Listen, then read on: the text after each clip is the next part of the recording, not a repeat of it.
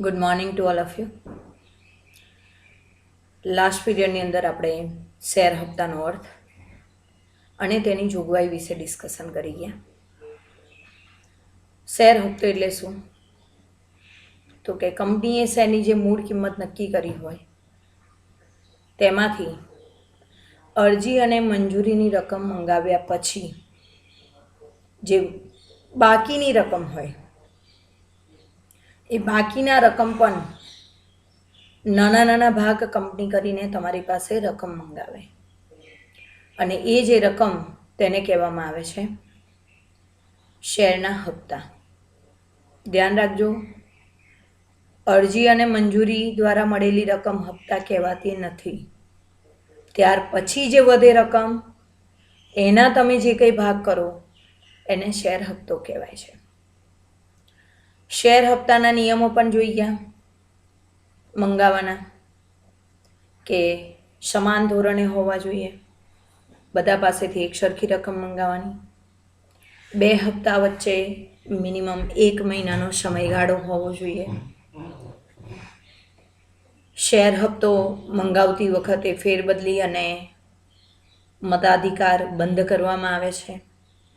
તો એ બધા નિયમોને ધ્યાનમાં રાખીને જ કંપની શેરના હપ્તા મંગાવશે, જેથી કરીને શેર હોલ્ડરો સમયસર નાણાંની ચૂકવણી કરી શકે અને કંપની જે તે શેર હોલ્ડર ખાતે એમની રકમને જમા કરી શકે. ઉપરાંત બેંકમાં અલગ ખાતું પણ ખોલાવવાનું હોય છે, જેને શેર હપ્તા તરીકે નામ આપવામાં આવે છે. હવે એના આધારે જે નેક્સ્ટ ટોપિક છે શેર હપ્તો મંગાવવાની વિધિ.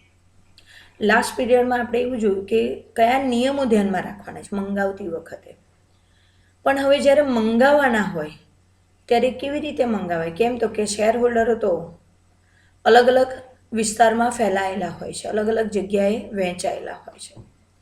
તો આવા સંજોગોમાં એમને નોટિસ આપીને કેવી રીતે પદ્ધતિસરનું કાર્ય કંપનીમાં અમલમાં મુકાય છે, જેથી કરીને સરળતાથી તમે દરેક શેર હોલ્ડર પાસેથી હપ્તાના નાણાં મંગાવી શકો, જેને કહેવાય છે શેર હપ્તો મંગાવવાની વિધિ. તો એ શેર હપ્તો મંગાવવાની વિધિમાં તમે જોઈ શકો છો તમને 7 પોઈન્ટ આપ્યા છે. કેટલા પોઈન્ટ આપ્યા છે? 7 પોઈન્ટ આપ્યા છે. પહેલું તો હેડિંગ યાદ રહેવા જોઈએ. પહેલો પોઈન્ટ છે શેર હપ્તા અંગેનો ઠરાવ.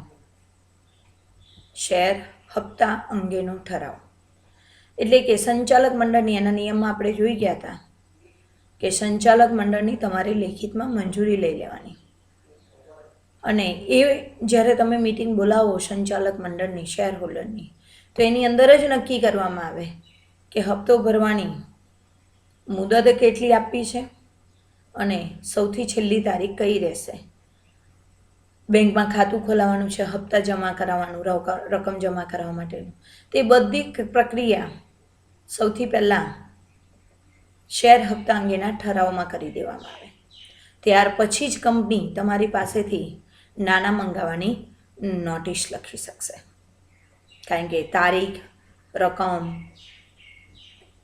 ચૂકવણીની છેલ્લી તારીખ, આ બધી બાબતો અગાઉથી તમારે સંચાલકો સાથે નક્કી કરવી પડે, અને એ નક્કી થાય પછી જ તમે રકમ મંગાવી શકો. એટલે સૌથી પહેલું સ્ટેપ છે એમાં શેર હપ્તા અંગેનો ઠરાવ. ત્યારબાદ છે બીજો પોઈન્ટ છે સભ્યપત્રક બંધ રાખવું. જે અગાઉ કીધું હતું, સભ્યપત્રક બંધ રાખવું એટલે શું? શેરની ફેરબદલી, એટલે કે વારંવાર જે શેર બજારમાં ખરીદ વેચાણ થતું હોય તો અમુક સમય માટે કંપની શેરનું ખરીદ વેચાણ બંધ કરાવી દે. કેમ? તો કે આજે શેરનું ખરીદ વેચાણ જો કન્ટિન્યુઅસ ચાલુ હોય તો કંપની મને નોટિસ મોકલે, મને નોટિસ મળે એ પહેલાં તો કદાચ મારા શેરનું વેચાણ થઈ ગયું હોય, કદાચ કંપની બીજા શેર હોલ્ડરને કહે, એને નોટિસ મોકલે, ત્યાં પહેલાં એવું કહે કે ના મેં પણ વેચી દીધા, તો કંપની કોની પાસેથી નાણાં વસૂલ કરે? તો આ જે મુશ્કેલી છે એ દૂર કરવા માટે કંપની જ્યાં સુધી શેર હપ્તાની રકમ વસૂલ ન થાય ત્યાં સુધી જેટલા દિવસની એ તમને નોટિસ આપવામાં આવે છે હપ્તાની રકમ ભરવાની, એટલા સમય માટે કંપનીનું સભ્યપત્રક ફેરબદલી બંધ રાખવામાં આવે છે. એનું કારણ એ જ હોય છે કે કંપની જે તે વ્યક્તિ પાસેથી સમયસર હપ્તાની રકમ વસૂલ કરી શકે. એટલે સેકન્ડ સ્ટેપ સભ્યપત્રક બંધ રાખવું. બરાબર છે. ત્યારબાદ ત્રીજું સ્ટેપ આવે છે હપ્તાની યાદી તૈયાર કરવી. એટલે કે લિસ્ટ બનાવવામાં આવશે. આપણને ખબર છે કે કંપનીમાં અસંખ્ય શેર હોલ્ડરો હોય છે. એમાંય પાછું અલગ અલગ શેર હોલ્ડરો પાસે અલગ અલગ શેરની સંખ્યા હોય છે, અલગ અલગ પ્રકારના શેર હોય છે. તો એના માટે કંપની સેક્રેટરી કે કંપનીમાં આ કામગીરી જે વ્યક્તિને સોંપવામાં આવે છે સરળતાથી કોની કેટલી રકમ જમા થઈ ગઈ એ બધી કામગીરી માટે તમારું આ લેનાની રકમ કોની પાસેથી કેટલી લેવાની છે એની એક યાદી કંપની તૈયાર કરે છે. બરાબર છે, જેને શેર હપ્તાની યાદી કહેવાય છે. તો એ યાદીમાં કંપની શું કરશે તો કે દરેક શેર હોલ્ડરના નામ, એમની સામે એમને ફાળવેલા શેરની સંખ્યા, એમની ભરેલી રકમ, અગાઉ કોઈ હપ્તા જો એમને ન ભર્યા હોય તો એ રકમ, કુલ ચૂકવવાની રકમ, ઘણીવાર શેર હોલ્ડરોએ અગાઉથી રકમ ભરી દીધી હોય તો એવા શેર હોલ્ડરો કેટલા છે કે જેને અગાઉથી ભરી દીધા છે તો એમની પાસેથી નાના મંગાવવાની જરૂર નથી. કેમ તો કે એમને ભરી દીધા છે. બરાબર છે. કઈ તારીખે હપ્તો ચૂકવ્યો છે, આ બધી જ વિગત માટે એમને એક પત્રક બનાવવું પડે, યાદી બનાવવી પડે, જેને કહેવાશે હપ્તાની યાદી તૈયાર કરવી. ત્યારબાદ ચોથું સ્ટેપ છે બેંકમાં જાણ કરવી. આ યાદી તૈયાર થઈ જાય એટલે કંપની જે બેંકમાં નાણાં જમા કરાવવાના છે, કારણ કે તમે એવું અત્યાર સુધી તમને સમજાવવામાં આવ્યું છે કે કંપનીના બધા જ ટ્રાન્ઝેક્શન ચેકથી જ થતા હોય છે, બેંક દ્વારા જ થાય. તો આ જે શેર હપ્તાની રકમ છે એ જમા કરાવવા માટે અલગથી તમારે બેંકમાં ખાતું ખોલાવવાનું હોય છે. ઇવન કંપની ધારાની જોગવાઈમાં પણ તમને સમજાવ્યું મેં કે શેર હપ્તાના નાણાં જમા કરાવવા માટે અલગથી બેંકમાં ખાતું ખોલાવવું પડે. તો એના માટે તમારે બેંકની સાથે પણ, બેંકના મેનેજર સાથે પણ વાતચીત કરીને એ ખાતું ખોલાવવું પડે. તો એના માટે બેંકની સાથે તમારે માહિતીની આપ-લે કરવી પડે, જેને કહેવાશે બેંકમાં જાણ કરવી. બરાબર છે. ત્યારબાદ છે હપ્તાની નોટિસ મોકલવી. આટલા 4 કાર્ય થઈ જાય. આ કાર્ય કંપનીએ અમલમાં મૂકવાના છે. કંપની આટલી તૈયારી કરી લે પછી જ એ હપ્તાની નોટિસ મોકલે. હા, નો ડાઉટ નોટિસ મોકલવાનું કામ કંપની સેક્રેટરી કરે, સંચાલકો જાતે ન કરે. પણ એ નોટિસને છપાવવાની અને એવી રીતે નોટિસ મોકલવાની કે જે એમને હપ્તો ભરવાની મુદત છે એ મુદત સંપૂર્ણ એમને મળી રહે. એ રીતે નોટિસ છાપીને તૈયાર કરીને મોકલાવાની જવાબદારી. બરાબર છે. તો જ શેર હોલ્ડરોને ખ્યાલ આવશે ને કે કંપની નાણાં મંગાવે છે. અધરવાઇઝ શેર હોલ્ડરોને કેવી રીતે ખ્યાલ આવશે કે કંપની હપ્તાની રકમ મંગાવવા માંગે છે. એટલે બેંકમાં જાણ કરવી, જાણ કર્યા પછી હપ્તાની નોટિસ મોકલવી. ત્યારબાદ હપ્તાની નોટિસ મોકલ્યા પછી શેર હપ્તાની ચૂકવણી. બટ નેચરલી છે કે હવે તમે નોટિસ બધાને મોકલી દીધી દરેક શેર હોલ્ડરને, એટલે જે તે શેર હોલ્ડરો દરેક પોતે પોતાની નાણાકીય સગવડતા અને જે મુદત આપી છે શેર હપ્તાની નોટિસમાં તમે, એ મુદતને ધ્યાનમાં રાખીને દરેક શેર હોલ્ડરો હપ્તાની ચૂકવણી કરશે. કોના દ્વારા? બેંક દ્વારા. જે બેંકનું નામ તમે નોટિસમાં દર્શાવ્યું હશે એ બેંકની અંદર જઈને શેર હોલ્ડરો એમની સામે દર્શાવેલી રકમની, નોટિસની અંદર દર્શાવેલી રકમની, હપ્તાની રકમની ચૂકવણી શેર હોલ્ડર કરશે. અને એના માટે ભરણા ચિઠ્ઠી ભરવામાં આવે છે. એટલે બેંકમાં તમે જે સ્લીપ ભરો છો કંપનીના નામની, જે તે ખાતામાં રકમ ભરવા માટે, એને ભરણા ચિઠ્ઠી કહેવાય.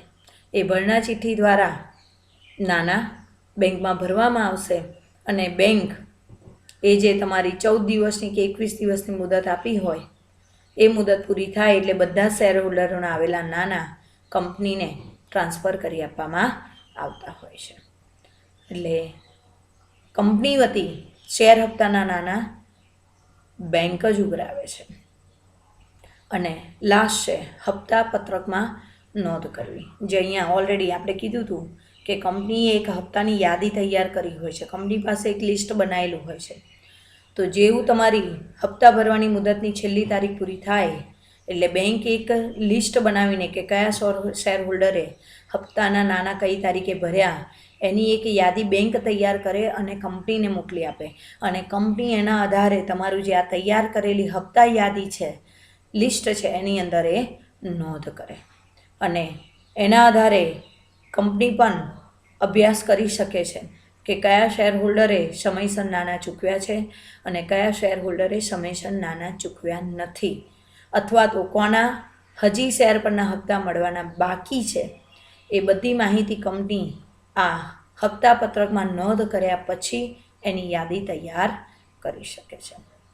તો આ રીતે તબક્કાવાર step by step company share હપ્તાની રકમ મંગાવવા માટે કંપનીએ કામગીરી અમલમાં મૂકવી પડે છે. તો આ 7 પોઈન્ટ તમારે યાદ રાખવાના છે. તો બીજી વસ્તુ એક ખાસ ધ્યાન રાખજો, શેર હપ્તા મંગાવવાની વિધિ શબ્દ આપ્યો છે. વિધિ એટલે પ્રોસિજર, પ્રક્રિયા થઈ, અને પ્રક્રિયા હંમેશા એક પછી એક જ હોય. એટલે આ પોઈન્ટ CCSPની અંદર, ખાસ કરીને એસપીમાં આવા ઘણા ચેપ્ટરની અંદર ક્વેશ્ચન આવશે. તો જ્યાં જ્યાં તમારે વિધિ શબ્દ વાપર્યો હોય તો ત્યાં ધ્યાન રાખજો કે ત્યાં હંમેશા તમારે સ્ટેપ બાય સ્ટેપ જ પોઈન્ટ લખવા પડશે. બને ત્યાં સુધી તમારે એને સ્ટેપ બાય સ્ટેપ જ લખવા પડશે. ઓકે, જેથી કરીને એ તમે આખો ક્વેશ્ચન એટલે પોઈન્ટ પહેલાં તો યાદ રહેવા જોઈએ. તો ફરી એકવાર પોઈન્ટ શું આપે છે? શેર હપ્તા અંગેનો ઠરાવ, બીજું સભ્યપત્રક બંધ રાખવું, ત્રીજું હપ્તાની યાદી તૈયાર કરવી, ચોથું બેંકમાં જાણ કરવી, હપ્તાની નોટિસ મોકલવી, શેર હપ્તાની ચૂકવણી કરવી અને હપ્તા પત્રકમાં નોંધ કરવી. બરાબર છે? નાવ સી ટેક્સ્ટ બુકમાં આવે શું ડિટેલ ઇન્ફોર્મેશન આપી છે જો. તો કે કંપની કાનૂની જોગવાઈ અને નિયમન પત્રની જોગવાઈને અનુસરીને શેરધારકો પાસેથી બાકી શેરની રકમ મંગાવી શકે. શબ્દ ધ્યાન રાખજો કે શેર હપ્તામાં પણ કંપનીને રકમ મંગાવવાનો અધિકાર છે, પણ કઈ રકમ? તો કે શેરની જે બાકી રકમ હોય તે જ મંગાવી શકે. બરાબર છે? જો કોઈ શેર હોલ્ડરે પૂરેપૂરી રકમ મંગાવી લીધી, આપી દીધી હોય, ચૂકવી દીધી હોય અગાઉથી, તો કંપની એવા શેર હોલ્ડરને હપ્તાની નોટિસ ન મોકલી શકે. હા, ખાલી જાણ કરતો લેટર લખે પણ માંગણી ના કરી શકે. કેમ? તો કે ઓલરેડી શેર હોલ્ડરે નાણાં ચૂકવી આપ્યા છે. તો જેની પાસેથી બાકી રકમ હોય એની પાસેથી જ કંપની હપ્તાની રકમ વસૂલ કરી શકે. એવું નહીં કે એને અગાઉથી ભરી દીધા તો એની પાસે નાણાકીય સદ્ધરતા છે તો હવે વધારે રકમ ચૂકવશે. ના, કંપની મૂળ કિંમત કરતાં વધારે રકમ ના મંગાવી શકે. બરાબર છે? આ માટે કંપનીએ ચોક્કસ વિધિનું પાલન કરવું જરૂરી છે. તેમાં પહેલો પોઈન્ટ છે શેર હપ્તા અંગેનો ઠરાવ. શેર પર હપ્તો મંગાવવા માટે સંચાલક મંડળની સભામાં શેર હપ્તા અંગેનો ઠરાવ પસાર કરવામાં આવે છે, જે આપણે જોગવાઈમાં પણ જોઈ ગયા હતા. અને એમાં એ ઠરાવમાં શું હશે? તો કે તેમાં શેર દીઠ હપ્તાની રકમ, કેટલી રકમ મંગાવવાની છે તે એક શેર દીઠ, ધ્યાન રાખજો. અને બીજું શું હોય અગત્યની બાબત? તો કે હપ્તા ભરવાની છેલ્લી તારીખ. આ બે વસ્તુ સંચાલકો સમક્ષ નક્કી કરવામાં આવતું હોય છે, જે શેર હપ્તા અંગેનો ઠરાવ કહેવાય છે. બીજું છે સભ્યપત્રક બંધ રાખવું. તો કે શેર હોલ્ડરોને હપ્તાની નોટિસ મોકલવા સભ્યોની યાદી તૈયાર કરવાની હોવાથી સભ્યપત્રક તથા ફેરબદલી પત્રક એટલે ખરીદ વેચાણ માટેનું પત્રક, બરાબર છે, જે શેરની ખરીદ વેચાણ થાય છે એ થોડો સમય માટે, ધ્યાન રાખજો, હંમેશ માટે કંપની શેર બજારમાં ખરીદ વેચાણ બંધ ન કરી શકે. જેટલી તમારી હપ્તા ભરવાની સમય મર્યાદા હોય, મુદત હોય, એટલા સમય માટે જ કંપની આ ફેરબદલી અને સભ્યપત્રક બંધ રાખે છે. સભ્યપત્રક અને ફેરબદલી પત્રક બંધ રાખવાના 7 દિવસ અગાઉ વર્તમાનપત્રમાં નોટિસ આપવામાં આવે છે. એટલે જો કંપની શેર હપ્તો મંગાવે તો એ શેર હપ્તો મંગાવતા પહેલાં કંપની એવી 1 અઠવાડિયા પહેલાં ન્યૂઝપેપર દ્વારા નોટિસ આપવી પડે જાહેર જનતાને કે કંપની શેર પરનો હપ્તો મંગાવવા જઈ રહી છે, એટલે 1 અઠવાડિયા માટે તમારું સભ્યપત્રક કે ફેરબદલીપત્રક કે શેરનું ખરીદ વેચાણ બંધ કરવામાં આવશે એવી જાણ 7 દિવસ અગાઉ આપવાની રહેશે. MCQમાં ધ્યાન રાખજો, એ પણ ન્યૂઝપેપરમાં, તો જ કંપની એ ફેરબદલી અટકાવી શકે. બાકી જાણ કર્યા વગર કંપની આવી ફેરબદલી અટકાવી શકતી નથી. ત્યારબાદ છે હપ્તાની યાદી તૈયાર કરવી. સભ્યપત્રક બંધ કર્યા પછી તેના આધારે શેર પર હપ્તાની યાદી તૈયાર કરવામાં આવે છે. તો એ યાદીમાં કઈ કઈ વિગતો હોય છે? તો કે સભ્યનું નામ, સરનામું, શેરની સંખ્યા. આજે મને નોટિસ મોકલે કંપની, તો એ નોટિસમાં, મારી નોટિસમાં શું હોય? મારું નામ હોય, સરનામું હોય, શેરની સંખ્યા હોય, મંગાવેલ હપ્તાની રકમ કે એક શેર દીઠ કેટલા રૂપિયા મંગાવ્યા છે તે. જો મેં અગાઉથી ચૂકવી દીધા હોય તો અગાઉથી ચૂકવેલ હપ્તાની રકમ જો હોય તો, એટલે કંપની મને જાણ કરે કે ભાઈ તમે આટલી રકમ તો અગાઉથી ચૂકવી દીધી છે, તો બાકીની હોય એ જ ચૂકવવાની મારે. જો પૂરેપૂરી રકમ હપ્તા જેટલી જ ચૂકવાઈ ગઈ હોય તો મારે ચૂકવવાની રહેતી નથી. બરાબર છે? સભ્યએ ચૂકવવાની થતી રકમ, જો અંશતઃ રકમ તમે અગાઉથી ચૂકવી હોય તો બાકીની રકમ કેટલી છે તમારી ચૂકવવાની એનો ઉલ્લેખ કરે કંપની. અને છેલ્લું, હપ્તો ચૂકવવા માટેની નિયત તારીખ, ચોક્કસ તારીખ કે આ તારીખ સુધી તમારે હપ્તાની રકમ ચૂકવવાની છે એનો ઉલ્લેખ. આટલી વિગતો જે હપ્તાની યાદી તૈયાર થાય એમાં દર્શાવવામાં આવે છે. આના પરથી એક વાક્યનો પ્રશ્ન જવાબ પૂછાય કે શેર હપ્તાની યાદીમાં કે શેર હપ્તાની નોટિસમાં કઈ કઈ વિગતો દર્શાવવામાં આવે છે. આ 6 પોઈન્ટ તમારે લખવાના. 1 માર્ક્સનો પ્રશ્ન. બરાબર છે? નેક્સ્ટ છે બેંકમાં જાણ કરવી. યાદી તૈયાર થઈ જાય પછી તમે બેંકને માહિતી આપો. તો કે હપ્તાની યાદી તૈયાર થઈ ગયા પછી સેક્રેટરી, ધ્યાન રાખજો, કીધું હતું ને મેં, સેક્રેટરી તેની એક નકલ બેંકને મોકલી આપે છે અને બેંકને જણાવે છે કે શેર હોલ્ડરો પાસેથી હપ્તાની રકમ કંપની વતી સ્વીકારી અને તે રકમ કયા ખાતામાં જમા કરે? શેર હપ્તા ખાતે જમા કરે. કંપનીમાં આ બધું કાર્ય તમને ખબર છે, નોટિસ છપાવવાની, ઠરાવ પસાર કરવાનો, સભ્યપત્રક માટેની કામગીરી કરવાની, આ બધી જ કામગીરી કંપની વતી, સંચાલક મંડળ વતી કોણ કરે છે? એનો સેક્રેટરી કરે છે. અને સેક્રેટરી જ બેંકને એક નોટિસ મોકલશે, લખાણ મોકલશે, જેમાં સેક્રેટરી કંપની વતી બેંકને એવી જાણ કરશે કે અમારા શેર હોલ્ડરો આ તારીખ સુધીમાં હપ્તા ભરશે જે તમે સ્વીકારજો. અને એ રૂપિયા શામાં જમા કરવાના એની પણ જાણ કરશે. કયા હપ્તામાં જમા કરવાના? શેર હપ્તા ખાતામાં. કારણ કે ઓલરેડી કંપનીએ બેંકમાં આના માટે ખાતું ખોલાવેલું છે. Next, હપ્તાની notice મોકલવી. હપ્તાની યાદી તૈયાર થયા પછી તેના આધારે દરેક સભ્યને હપ્તા ભરવા અંગેની જાણ કરતો પત્ર શાના દ્વારા મોકલવાનો? રજિસ્ટર પોસ્ટ દ્વારા. આમ તો કાયદેસર રીતે જોવા જાવ તો કંપની ધારા 2013ના નિયમ પ્રમાણે તમારે રજિસ્ટર ટપાલ જ મોકલવી પડે. કેમ રજિસ્ટર ટપાલ? તો કે અત્યારના આધુનિક સમયમાં પણ કંપની રજિસ્ટર પોસ્ટ કરે. કેમ? તો કે રજિસ્ટર પોસ્ટનો મતલબ તમને ખબર છે કે જે તે વ્યક્તિને ઘરે પહોંચે એટલે એની સિગ્નેચર લેવામાં આવતી હોય છે. એટલે એક પ્રૂફ રહે છે કે કંપનીએ તમને હપ્તાની નોટિસ કમ્પલસરી પહોંચાડી છે. હા, નો ડાઉટ અત્યારના જમાનામાં, હાલના સમયમાં, વર્તમાન સમયમાં શેર બજારના બધા જ ટ્રાન્ઝેક્શનો ઓનલાઈન કરી દેવામાં આવ્યા છે અને એના આધારે આ રજિસ્ટર પોસ્ટની જગ્યાએ ઈમેલ મોકલવામાં આવે છે કંપની તરફથી. પણ તે છતાંય સાથે સાથે રજિસ્ટર પોસ્ટ દ્વારા પણ કંપની તમને જાણ કરે છે. આ પત્રને એ જે પોસ્ટ મોકલે કંપની, લેટર મોકલે તમને, એને જ હપ્તાની નોટિસ કહેવાય છે. શું કહેવાય છે એને? હપ્તાની નોટિસ. હપ્તો ભરવાની મુદત અગાઉ 14 દિવસ પહેલાં આ નોટિસ સભ્યને મળી જવી જોઈએ. જે આ તમારી હપ્તાની નોટિસ છે એ સભ્યને, દરેક સભ્યને કેટલા દિવસ પહેલાં મળી જવી જોઈએ? 14 દિવસ પહેલાં. 14 દિવસ પહેલાં મળી જવી જોઈએ. જેથી કરીને સભ્યો પણ દરેક શેર હોલ્ડર નાણાકીય વ્યવસ્થા કરી શકે. એને ધ્યાનમાં રાખીને 14 દિવસ પહેલાં તમારે દરેક સભ્યને નોટિસ મોકલવાની.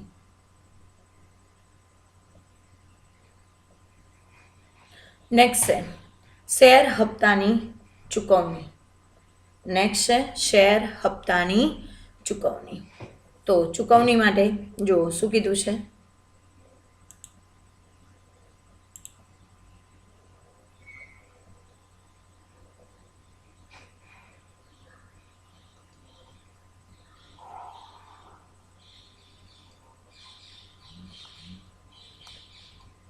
તો શેર હપ્તાની ચૂકવણી.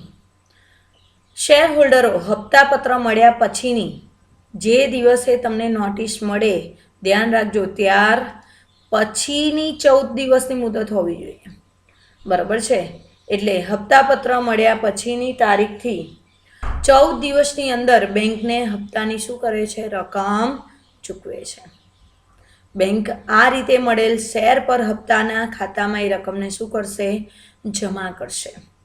અને ભરણા ચિઠ્ઠી પોતાની પાસે રાખી, ભરણા ચિઠ્ઠી એટલે શું, તમે જે વાઉચર દ્વારા તમે બેંકમાં રૂપિયા ભર્યા એની એક રિસિપ્ટ બેંક પોતાની પાસે રાખશે અને એક રિસિપ્ટ તમને આપશે. અને એ જે ભરણા ચિઠ્ઠી છે એ પોતાની પાસે રાખી શેર હપ્તાની નોટિસ અને રસીદ એ બંને શેર હોલ્ડરોને શું કરી દે, પરત કરે છે. એટલે ભરેલી ચિઠ્ઠીનો એક ભાગ એ પોતાની પાસે રાખશે અને બાકીની જે નોટિસવાળો લેટર હશે અને બીજી એક તમારી જે રિસિપ્ટ છે એ બેંક તમને પરત કરશે. ત્યારબાદ બેંક આ ભરણા ચિઠ્ઠી એક સાથે કંપનીને શું કરશે, મોકલાવશે. એટલે 14 દિવસની મુદત છે તો 14 દિવસ સુધી બેંકો પણ જે શેર હોલ્ડરો નાના ભરશે તો 14 દિવસ સુધી એ બધી ભરણા ચિઠ્ઠી ભેગી કરશે. અને 14 દિવસ પૂરા થયા પછી જેને બેંકમાં નાના ભર્યા છે એ બધાની રિસિપ્ટ ભેગી કરીને, ભરણા ચિઠ્ઠી ભેગી કરીને બેંક કોને મોકલી આપશે, કંપનીને મોકલી આપશે. અને છેલ્લું સ્ટેપ એટલે આપ્યું છે હપ્તા પત્રકમાં નોંધ કરવી. તો કંપની શાના આધારે નોંધ કરશે, તો આ જે ભરણા ચિઠ્ઠી બેંકે આપી એના આધારે. તો કે કંપનીનો સેક્રેટરી ભરણા ચિઠ્ઠીના આધારે સભ્ય પત્રકમાં નોંધ કરે છે.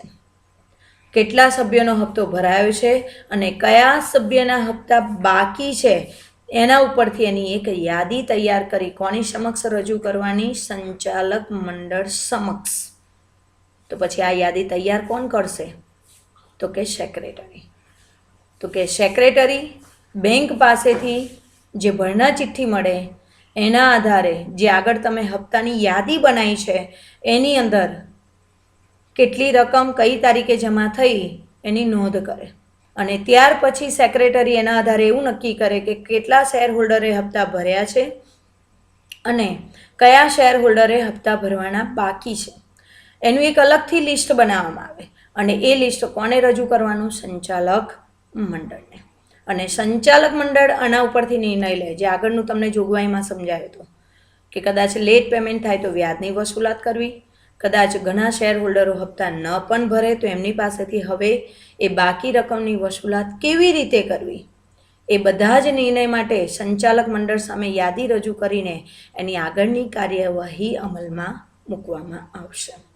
બરાબર છે. તો અહીંયા શેર હપ્તાની જે તમારી વિધિ છે એ જ્યારે તમે કંપનીના શેર હપ્તામાં નોંધ કરી દો ત્યાં એ તમારી વિધિ પૂર્ણ થઈ જાય. બરાબર છે. ઓકે. અને એના આધારે એક નાનો અમથો ટોપિક છે. તો શેર હપ્તાની વિધિ આપણે જોઈ. હવે એ વિધિ પછી મેં તમને પહેલાં જ કીધું કે આટલી શેર હપ્તાની બાબતોને ધ્યાનમાં રાખીને જ્યારે તમે હપ્તો મંગાવી લો તો આ જે બધી મોસ્ટલી કામગીરી છે એ કંપનીનો સેક્રેટરી કરે છે. તો કંપનીના સેક્રેટરીમાં કઈ કઈ કામગીરી અમલમાં મૂકવાની હોય છે જેને કહેવાય છે સેક્રેટરીની ફરજો. શેર હપ્તા અંગેની સેક્રેટરીની ફરજો. તો એમાં જુઓ જે તમે પોઈન્ટ જોઈ ગયા આપણે વિધિના અને શેર હપ્તાની જોગવાઈ કે હપ્તો મંગાવતી વખતેના નિયમો, એના ઉપરથી જ આ તમારી સેક્રેટરીની ફરજો તૈયાર થાય.